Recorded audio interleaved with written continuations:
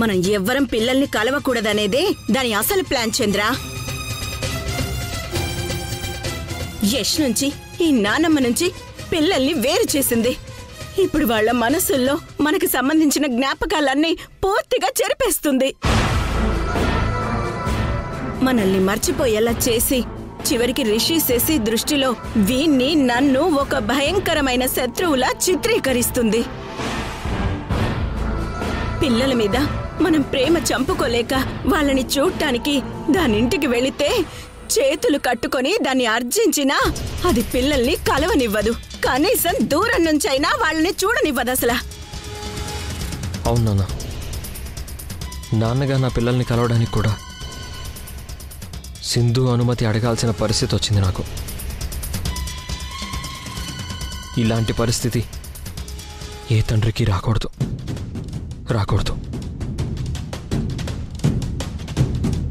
రిషి శశి ఇక నా పిల్లలు కాదు. ఇక ముందు మా మధ్య ఏది ఇంతకు ముందులా ఉండదు.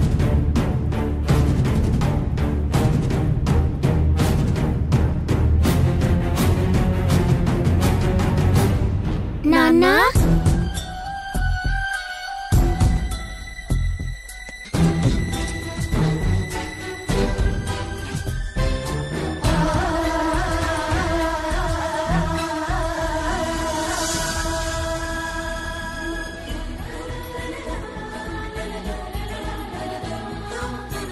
నాన్నా,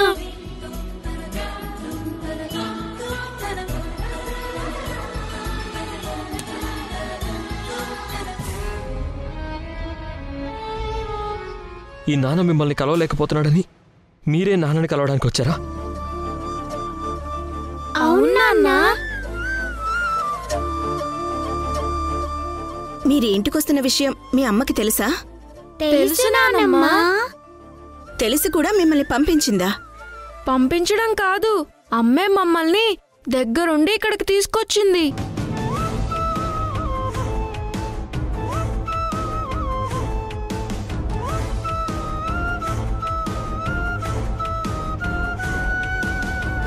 నేను చెప్పాను కదరా, పొరపాటున కూడా సింధు పిల్లల్ని నీకు దూరం చేయదు అని. నువ్వే అనవసరంగా అపోహపడ్డావు. మరి మిమ్మల్ని తీసుకొస్తే మీతో పాటు లోపలికి రాలేదేంటి? నానమ్మ, మీరేమన్నా అంటారేమోనని ఇంటి బయటే ఉంది.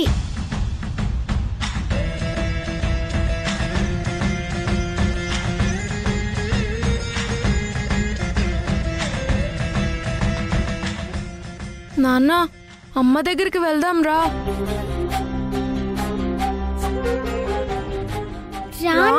వెళ్దాము. నాన్న, మాకు నువ్వు కావాలి, అమ్మ కావాలి. మనం అందరం కలిసి ఉండడం కూడా కావాలి. రా నాన్న. నీ గురించి అమ్మ ఏమందో తెలుసా నాన్న? నేను తల్లిగా మీతో పాటు ఉండాలి అనుకుంటున్నాను తప్ప మీ నాన్నని మీకు దూరం చేయాలని నాకు లేదు అంది.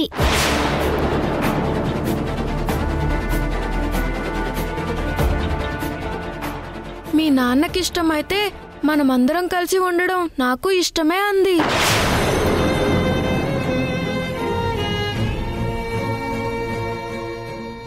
మనందరం కలిసి ఉందాం. రా నాన్న. రా నాన్న, నువ్వు లేకుండా నేను శశి అమ్మ ఉండలేం నాన్న. రా నాన్న. అమ్మ నీకోసమే ఎదురు చూస్తుంది, గేట్ దగ్గరే ఉంది. రా నాన్న.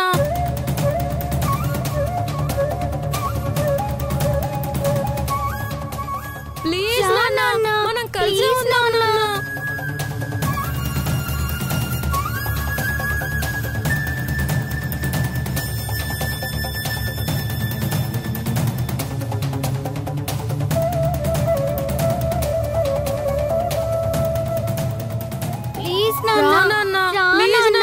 మనం కలిసి ఉందాం నాన్న.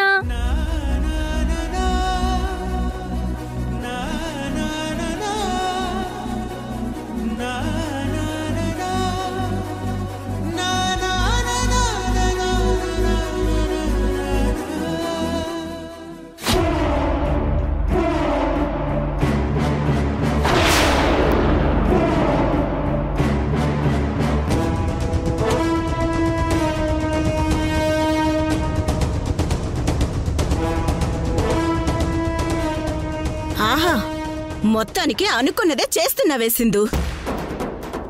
రే యష్, సింధు ఇంట్లో కాలు పెట్టిన రోజు ఏదైతే జరుగుతుంది అని నేను భయపడ్డానో ఇప్పుడు నా కళ్ళ ముందు అదే జరుగుతుంది.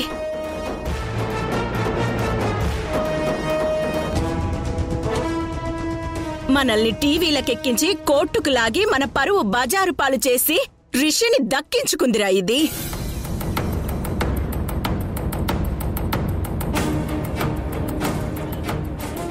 నిన్ను గెలిపించడం కోసం నా ప్రాణాలు పనంగా పెట్టాను అని శశి మనసుని మార్చి దాన్ని దగ్గరకు చేసుకుంది. ఇప్పుడు పిల్లల్ని ఎరగా వేసి మెల్లిగా నిన్ను కూడా రాబట్టాలని చూస్తుందిరా. ఏయ్ సింధు, పిల్లలకి భలే ట్రైనింగ్ ఇచ్చావే. యష్ మనసు మార్చడం నీ వల్ల కాదని తెలిసి పిల్లల్ని ఉసిగొల్పుతున్నావా? అసలు నువ్వు మనిషివేనా?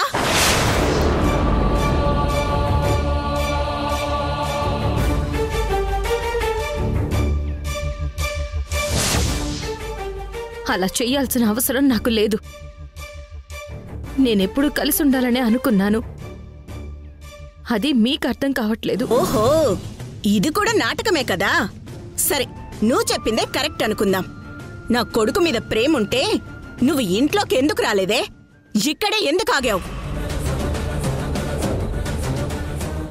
అనవసరమైన విషయాలకు మాత్రం ఊపుకుంటూ ఈ ఇంటికి పరిగెత్తుకుంటూ వస్తావు కదే, ఇప్పుడెందుకు రాలేదు?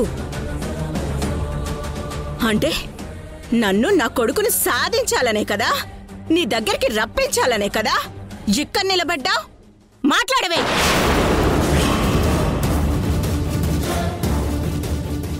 నానమ్మ, అలా అనుకున్నానమ్మా. మేమందరం కలిసే ఉంటాం. నాన్న, మనమందరం కలిసే ఉందాం. రా నాన్న. రే యష్,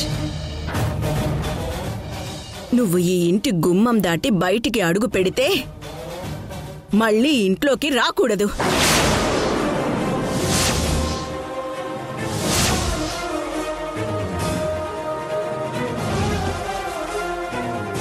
నీకు సింధు కావాలో నేను కావాలో ఆలోచించుకో.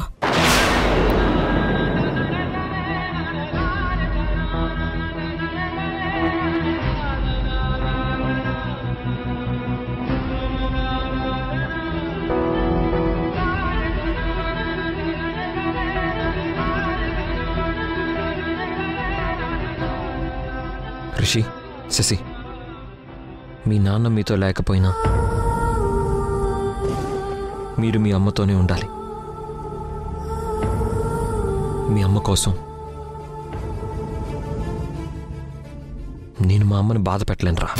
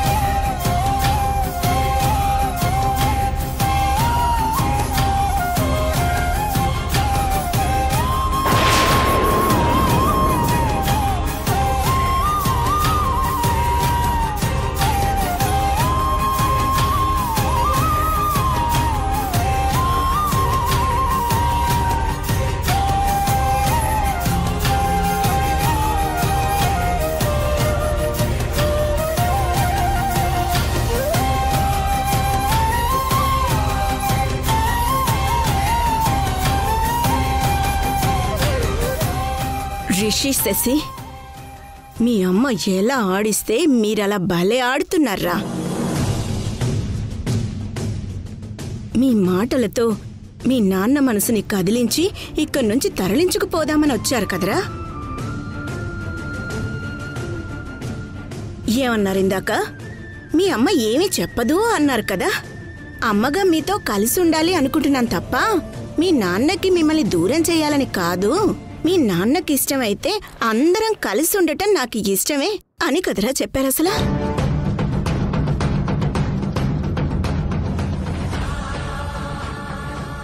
నేను అదే ఇప్పుడు మీకు చెప్తున్నాను. మీ నాన్నని మీ నుండి దూరం చెయ్యాలని నేను అనుకోవడం లేదు.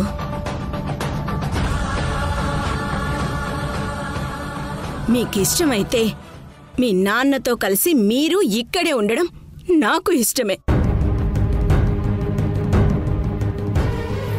అంతే తప్ప మా అమ్మతో కలిసి అందరం ఇక్కడే ఉందా లేదా మీ ఇంట్లో ఉంటా అంటే మాత్రం నేను ఒప్పుకోను అసలా.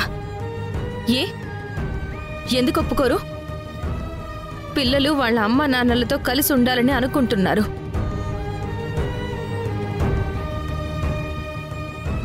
ఏ మీ పిల్లలు మీతో కలిసి ఉండడం లేదా? మీకో న్యాయం, మీ మనవడు మనవరాలికి ఇంకో న్యాయమా? చూడండి, నేను గెలిచాను. పిల్లలతో పాటు యష్ కూడా ఇంకా నా భర్తే. అది గుర్తుపెట్టుకోండి.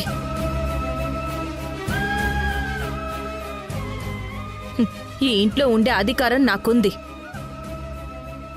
హే, అగ్రిమెంట్ ప్రకారం నువ్వు పిల్లల్ని గెలిచావు తప్ప మళ్ళీ కోడలిగా ఈ ఇంట్లో అడుగు పెట్టడానికి కాదే. అది ఎన్నటికీ జరగదు.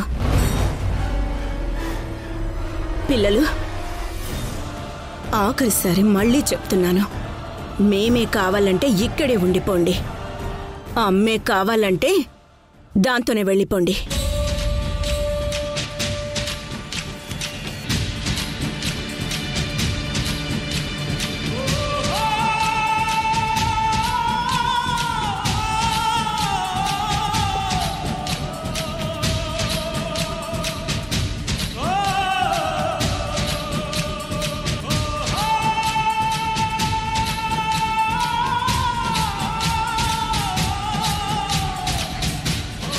పిల్లలు, మీరనుకున్న ప్రేమ ఈ ఇంట్లో మీకు దొరకదు.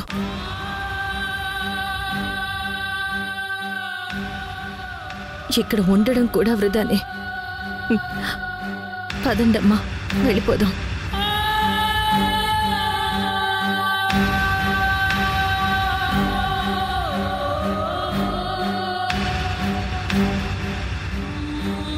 హే, మళ్ళీ నీకు చెప్తున్నాను, నా మనవడు నా మనవరాలు అంటే నాకు ప్రాణం. నిన్ను మాత్రం జీవితంలో ఈ గుమ్మం తొక్కనివ్వను.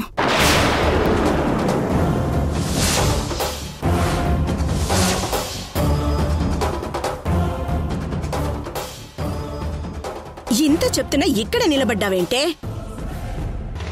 వెళ్ళు.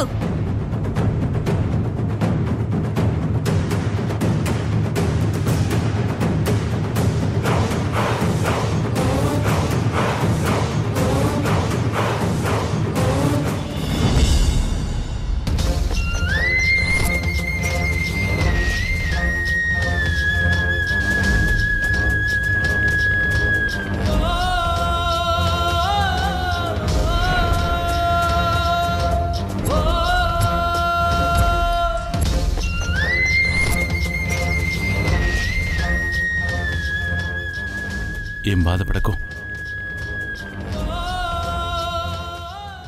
మీ అత్తయ్య గురించి నీకు తెలిసిందే కదా.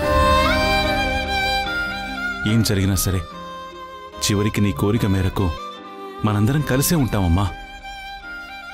నీ కోరిక తప్పకుండా నెరవేరుతుంది.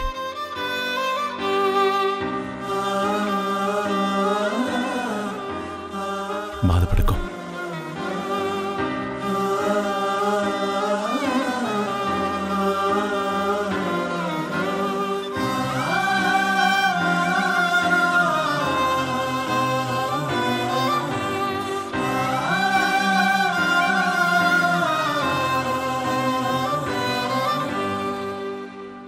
పిల్లలు, వెచ్చని మట్టిలో మనం వెళ్దాం, పదండి. ఊపిరందుకోదా చుక్క నీరు పట్టిన, రాతిరే కప్పిన, దారులే తప్పిన, తెల్లవారనందా చీకటంత కమ్మిన, తూరు పింట మొదలైన కిరణాల వేడి లోకమంత అందాలు అందించదా దారిలోన ఎదురైన గ్రహణాలు వీడి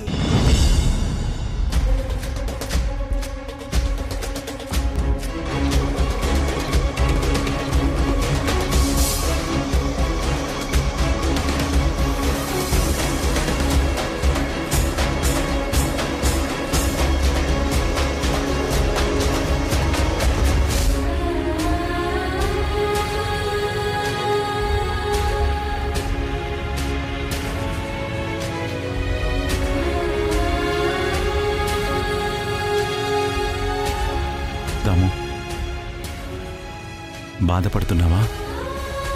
అది అంత మాయ చేసి నా మనవడు మనవరాల్ని దూరం చేస్తుంటే బాధ ఉండదా చంద్ర నాకు?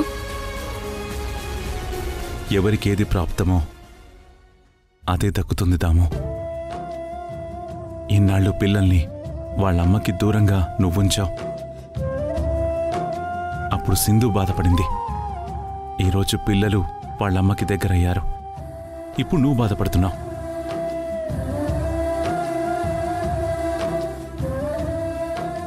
సింధు పడ్డ బాధని నువ్వు అప్పుడే అర్థం చేసుకునుంటే ఇప్పుడు నీకీ బాధ ఉండేదే కాదు. ఆ దేవుడు ఎవరిని బాధ పెడతాడో, ఎవరిని సంతోష పెడతాడో, ఎప్పుడు ఏది చేస్తాడో అంతా ఆయనకే తెలుసు. మనం కేవలం నిమిత్త మాత్రులమే. సరే, బాధపడకు. భోంచేయ్.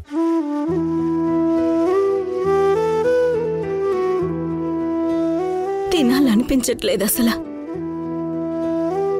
ఇన్నాళ్ళు నానమ్మ నానమ్మ అంటూ పిల్లలు నా కళ్ళ ముందు తిరుగుతూ ఉంటే కొండంత ధైర్యంగా ఉండేది నాకు. ఇప్పుడు ఆ ధైర్యం అంతా దిగులుగా మారిపోయింది. ఇంట్లో అందరూ ఉన్నా ఒక్కదాన్నే ఉన్నట్టుగా అనిపిస్తుంది. నా చుట్టూ చీకటి కమ్ముకున్నట్టుగా ఉంది చంద్ర.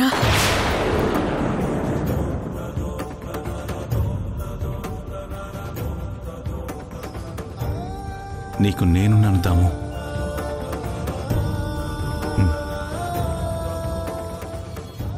పిల్లల ప్రేమ నీకు దక్కకపోతే ఏంటి? భర్తగా నా ప్రేమ నీకు అందిస్తాను.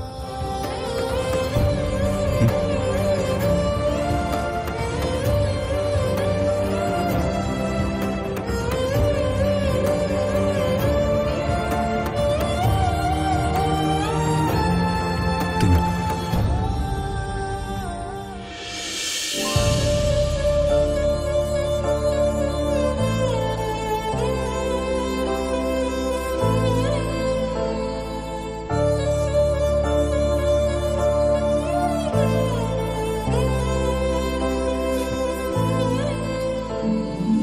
నా కోసం ప్రేమతో తెచ్చావా చంద్ర? తిను.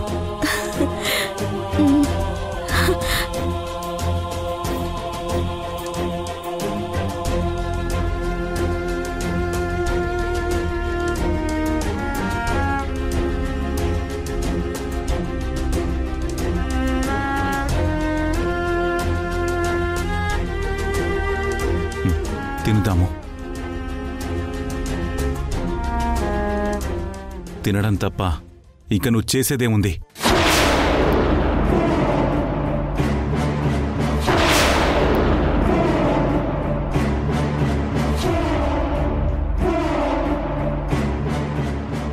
ఏంటి చంద్ర అలా మాట్లాడుతున్నావు? ఇంకెలా మాట్లాడాలి?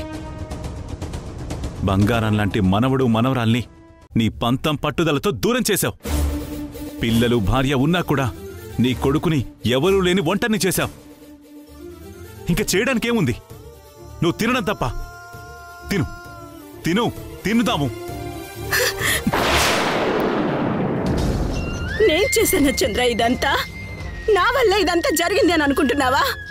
మరి ఇదంతా ఎవరి వల్ల అయిందాము?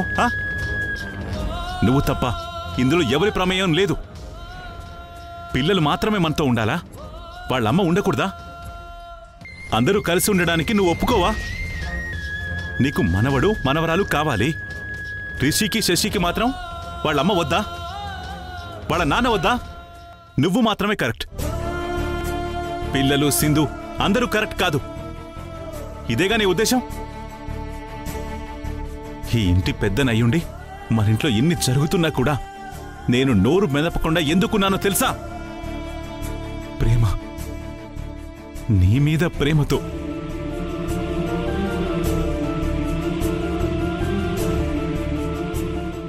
అంతే తప్ప మాటలు రాక కాదు, మాట్లాడడం చేతగా కాదు. నీ మొండితనం మూర్ఖత్వం వల్లే అందరికీ ఇన్ని బాధలు. సరే చంద్ర, ఒప్పుకుంటాను. నేను కరెక్ట్ కాదు, మొండిదన్న మూర్ఖురాలనే. నీ ఉద్దేశంలో ఆ సింధు మంచిది, బహు ఉత్తమరాలు. అదేగా నువ్వు చెప్పదలుచుకుంది అసలు. నిజంగా సింధు ఏ సరిగ్గా ఉంటే, తన భర్తతో బాగుంటే, ఈ ఇంటి కోడలుగా పద్ధతిగా ఉంటే ఇప్పుడు నా కొడుకిలా ఒంటరిగా మిగిలిపోయేవాడా? పిల్లలు నాన్నకి దూరంగా అలా ఉండేవాళ్ళ. కొడుకు కోడలు పిల్లలతో కలిసి ఉంటే చూసి ఆనందపడాల్సిన నాకు ఈ గతి పట్టేదా? ఇదంతా ఆ సింధు వల్లే జరిగింది. ఆ సింధు వల్లే జరిగింది. మళ్ళీ అదే మాట. నువ్వు మారవా? మనిషిగా మంచి మనసుతో ఆలోచించవా? పెద్దరికం అంటే కలుపుకుపోవడం, ఇలా విడదీయడాలు కాదు. మనం బాగుండడం అంటే డబ్బుండడం కాద్దాము, మన పక్కన 10 మంది ఉండడం. నువ్వు ఇలానే ఉంటే చివరికి నీ పక్కన నేను కూడా ఉండను.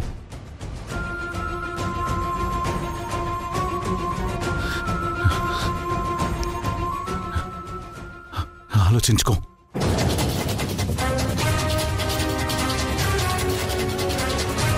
భార్యకి భర్త కంటే మించిన స్నేహితుడు, బంధువు, శ్రేయోభిలాషి ఉంటాడా? అలాంటి నీ భర్తకి ప్రమాదం సంభవించబోతుంటే భార్యగా నువ్వు ఎలా సంతోషంగా ఉంటావు తల్లి?